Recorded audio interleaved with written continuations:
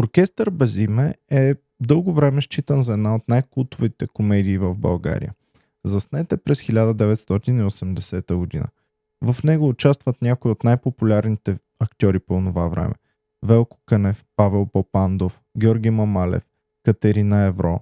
Режисьор е Людмил Кирков. Филмът е стечение на обстоятелствата и усмивка на съдбата. Киностудията Бояна остават неизползвани пари, които трябва да се усвоят, и нареждат на режисьора Кирков да направи коренно различен проект от предишните заснети сериозни филми. Казват му да бъде нещо жизнерадостно, някаква комедийка. Неговия партньор Стратиев вече има готова идея за историята.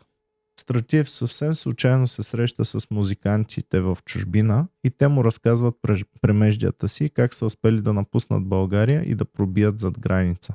Людмил Кирков директно има в главата си Велко Кънев, Павел Попандов и Георги Мамалев като подходящи за главните роли. Така че филмът се пише директно именно за тези актьори. Сценарият е готов само за 2 седмици.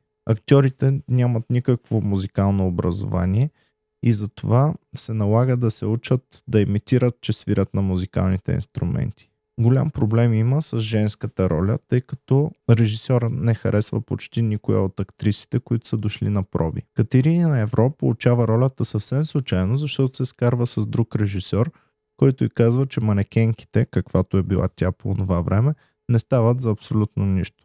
Много любопитен факт за този филм е, че той за първи път събира заедно Велко Кънев, Павел Попандов и Георги Мамалев.